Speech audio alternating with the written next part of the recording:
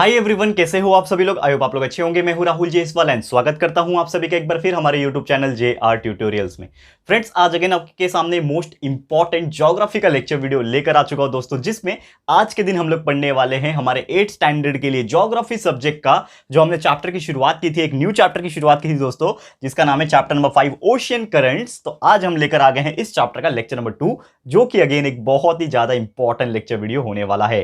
तो दोस्तों, आपको याद दिला दूं कि आज जस्ट इसके पहले हमने ये चैप्टर की शुरुआत की थी, और ये चैप्टर में बेसिकली पढ़ना क्या है हम लोग को कि जो ओशंस होते हैं, जो समंदर होता है, महासागर जो होते हैं, उसमें जो ओशंस जो होते हैं ना, वो फ्लो कैसे करते हैं, उसके अंदर जो करंट्स जो फ्लो होता है वो कैसे फ्लो होता है, ये सभी चीज का बेसिक एक्सप्लेनेशन एग्जांपल के साथ हमने एक्सप्लेन किया था प्रीवियस लेक्चर में। तो आपने नहीं देखा है तो प्लीज जाके check it out, and playlist को भी साथ में चेक करते रहना, क्योंकि वहां पे हर स्टैंडर्ड के लिए हर सब्जेक्ट के वीडियोस अवेलेबल है। तो प्लीज चेक कर लो यार, प्लेलिस्ट को जाके प्लेलिस्ट सेक्शन में चले जाना और थोड़ा सा स्क्रॉल करोगे तो आपको सब वीडियोस जो है देखने मिल जाएंगे। एंड साथ ही में अगर आप हमें सपोर्ट करना चाहते हो तो 2 और चैनल है हमारे, जिसका नाम है JR talks and JR blogs, उसको भी आप देख सकते हो। अच्छा लगेगा तो सब्सक्राइब कर देना, और अगर आपने हमें इंस्टा पे फॉलो नहीं किया तो इंस्टाग्राम पे जरूर से फॉलो कर लेना, लिंक आपको डिस्क्रिप्शन में मिल जाएगा। तो चलिए शुरुआत करते हैं आज के इस बेहतरीन वीडियो की। और आज जो हमें पढ़ना है, सबसे पहले जो टॉपिक है उसके बारे में हम लोग बताएंगे आपको, दैट इज हॉरिजॉन्टल, या फिर मैं बात करूं इसको हम लोग बोलते हैं सरफेस। तो हॉरिजॉन्टल या फिर सरफेस करंट्स ऑफ ओशंस,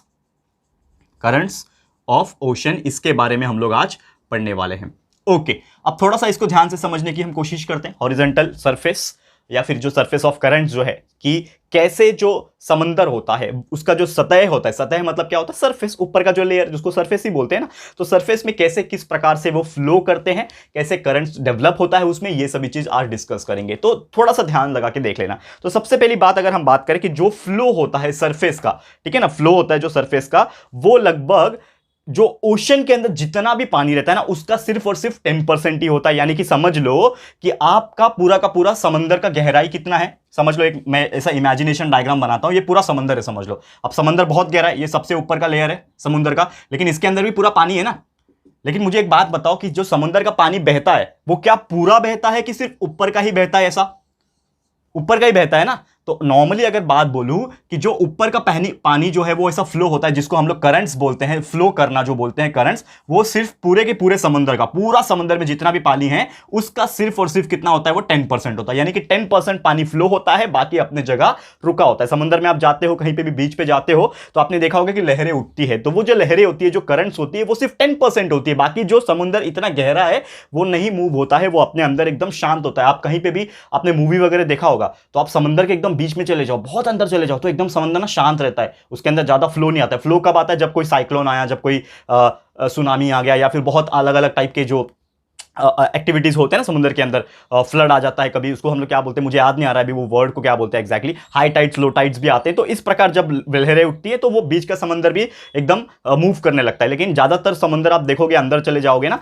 तो यहाँ पे एकदम शांत रहता है, यानी कि एकदम पानी एकदम फ्लो होता है, नॉर्मली हिलता जुलता है, इतना हिलता जुलता है। हम लोग ने वाटर एक्टिविटीज किया है, ठीक है ना, हम गोवा गए थे नॉर्मली, तो हमने देखा हुआ है वाटर एक्टिविटीज के दौरान। तो समंदर एकदम शांत रहता है, बेसिकली ऊपर के ही करंट्स जो है 10% फ्लो होते हैं, ठीक है। और अगर बात करें कि जो सरफेस फ्लो होता है ना, उसको लगभग 500 मीटर्स के हिसाब से डेप्थ में माना जाता है। यानी कि इसके अगर कंपैरिजन में बात करें तो सिर्फ 500 मीटर डेप्थ जो होता है, गहराई 500 मीटर डेप्थ के हिसाब से जो करंट है उसको किया जाता है। लगभग जो पानी का डिस्चार्ज होता है, discharge is nothing but the flow of water, कि जो पानी का जो फ्लो होता है, डिस्चार्ज की अगर मैं बात करूं, तो ये जो है वो मेजर किया जाता है स्वेडअप यूनिट से, ठीक है ना। एक यूनिट का नाम है स्वेडअप, इसको आपको याद रखना है, हो सकता है एग्जाम में आपको पूछ सके, ठीक है। तो स्वेड्रप, ठीक है ना, स्पेलिंग चेक कर लेना एक बार, स्वेड्रप यूनिट। तो इसके थ्रू इसको मेजर किया जाए। जैसे कि आप जानते हो कि हर एक चीज का एक यूनिट होता है, तो वैसे ही ये जो डिस्चार्ज ऑफ वाटर है, जो फ्लो ऑफ वाटर है, इसको कौन से यूनिट में मेजर करते हैं? स्वेड्रप यूनिट में मेजर करते हैं। ये फिल्म में पूछ सकता है, इसको नोट डाउन कर लेना, ठीक है।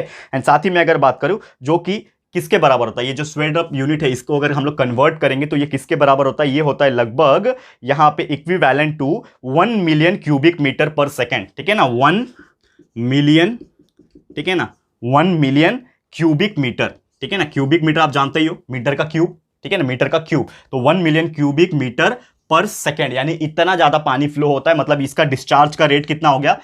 डिस्चार्ज होता है ना, अब ये सब आप इंजीनियरिंग में पढ़ोगे, अभी तो आप बहुत छोटे हो, लेकिन ये डिस्चार्ज जिसको हम लोग क्यू से रिप्रेजेंट करते हैं, क्यू का मतलब होता है डिस्चार्ज। तो डिस्चार्ज जो है ये मैं थोड़ा हाई लेवल का बता रहा हूं, आप लोग को शायद ऊपर से जाएगा, लेकिन ये आपको थोड़ा सा याद रखने वाली चीज है बस, बाकी इसको याद कर लो, बाकी कुछ नहीं है, ठीक है। डिस्चार्ज जो होता है फ्लो का, वो होता है 1 मिलियन क्यूबिक मीटर पर सेकंड, और इसको स्वेड्रप भी कहते हैं। तो स्वेड्रप यूनिट में मेजर किया जाता है। और यही जो हॉरिजेंटल फ्लो हो रहा है ना ओशन के अंदर, जो फ्लो हो रहा है हॉरिजेंटली होता है ना, अब समुद्र का पानी ऐसे ऐसे तो होता नहीं है, ऐसे ऐसे ही होता है, यानी हॉरिजेंटली आगे बढ़ता है। तो हॉरिजेंटली जो फ्लो हो रहा है ना, वो किसके वजह से होता है? It is all because of the warm and the cold current. आप सभी जानते हैं कि वार्म और कोल्ड करंट बहती हैं, जैसे मैंने आपको बताया था कि जब हवा पोलर रीजन से आती है, टॉप से आती है, नॉर्थ से पोलर रीजन से, साउथ से पोलर रीजन से जब आती है तो वो इक्वेटर तक आती है, फिर इक्वेटर से आने के बाद फिर से लौट जाती है, यानी कि हवा आ रहा है, प्रेशर लेकर आ रहा है, फिर वापस से चले जा रहा है। तो इस प्रकार एक साइकिल बन जाता है जिसको warm current and cold current बोलते हैं। ये आपने शायद 5वीं या 6वीं में पढ़ा भी होगा, आपको याद होगा। तो ये सब चीज इसके वजह से पॉसिबल होता है, and because of that only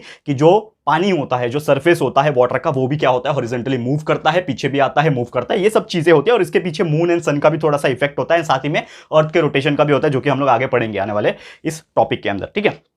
और ये जो करंट होता है, it is all because of the planetary winds also, क्योंकि पोलर रीजन से जो विंड आ रहा है वो डायरेक्टली प्रोड्यूस तो हुआ नहीं है, वो भी कहीं से आ रहा है। तो वो जो विंड्स आ रहा है वो प्लैनेट से आ रहे हैं, प्लैनेटरी विंड्स आते हैं क्योंकि अर्थ रोटेट हो रहा है, प्लैनेट्स भी रिवॉल्व हो रहे हैं, रोटेट हो रहे हैं सन के अकॉर्डिंगली। तो वो प्लैनेटरी विंड्स जब लेकर आते हैं तो ही ये जो चीजें हैं वो हो पाती है क्लियरली और आगे बढ़ती जाती है, ठीक है। जैसे जैसे हम लोग इक्वेटर की तरफ आते हैं तो प्रेशर जो है वो कम होते जाता है, फिर वापस से इक्वेटर की तरफ से आप जाओगे आगे तो विंड जो है इस साइकिल में फ्लो होता रहता है। और इसीलिए हम बात करें एक पर्टिकुलर मैप के थ्रू आपको एक्सप्लेन अगर हम करें, तो मैप के थ्रू अगर इमेजिनेशन आप करोगे तो आपको पता है कि हमारा एक ऊपर की तरफ जो नॉर्थ पोल होता है, नीचे की तरफ साउथ पोल होता है, ठीक है ना, और बीच में क्या होता है? लाइन इक्वेटर का होता है। तो जो भी समंदर होंगे तो समझ लो ये नॉर्थ पोल से ये जो ये आ रहे हैं, क्या बोलते हैं, ये जो मैं एरो बना रहा हूं ना, इसको समझ लो आप फ्लो का डायरेक्शन, करंट्स का डायरेक्शन।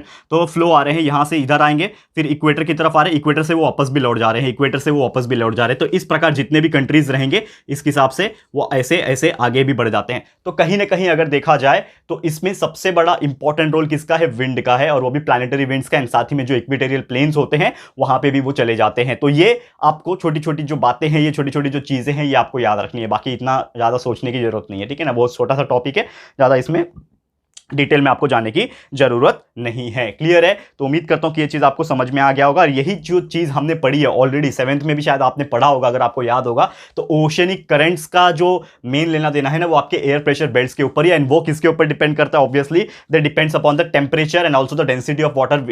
जो भी समंदर होगा हर एक का डेंसिटी अलग होता है, तो डेंसिटी ऑफ वाटर के ऊपर भी डिपेंड करता है। साथ ही में सबसे बड़ा रोल टेम्परेचर का भी होता है, क्योंकि हम जानते हैं कि टेम्परेचर अगर बढ़ता है तो उसका जो डेंसिटी है वो कम हो जाता है, ठीक है ना। ये हमने जानते हैं temperature is directly indirectly proportional to the density. ये हम देखें तो टेम्परेचर जब बढ़ेगा तो डेंसिटी कम होगा, तो डेंसिटी कम होगा तो पानी जो है ऊपर की तरफ आके थोड़ा सा और ज्यादा क्या होगा? फ्लो होने लगता है। तो इस हिसाब से ये छोटी छोटी चीजें आपको क्या करनी है? याद रखनी है, ठीक है। एंड प्लैनेटरी विंड्स का तो ऑलरेडी मैंने बता दिया, जो कि बहुत इंपॉर्टेंट रोल प्ले करता है। साथ ही में बहुत सारे अलग अलग फैक्टर्स भी होते हैं, जैसे कि एक फैक्टर जो मैं आपको बता रहा था यहाँ पे, जो कि है दोस्तों रोटेशन ऑफ अर्थ, ठीक है ना। हमारा जो रोटेशन होता है अर्थ का, रोटेशन ऑफ अर्थ, ये भी एक बहुत इंपॉर्टेंट फैक्टर है, इस चीज में आ जाता है रोटेशन ऑफ द अर्थ की अगर हम बात करें तो। जो रोटेशन होता है ना अर्थ का, वो भी ओशन करंट्स को प्रोड्यूस करता है, क्योंकि देखो आपको पता है कि हमारा अर्थ जो है वो रोटेट होता है, ठीक है। तो अर्थ जब रोटेट होगा तो कहीं ना कहीं एक प्रेशर डेवलप होता है इन द ओशंस ऑल्सो। तो जब वो ओशंस के ऊपर प्रेशर डेवलप होता है तो कहीं ना कहीं वो क्या होगा? एक तरीके से मूवमेंट दिखाएगा, यानी कि उसमें भी क्या होगा?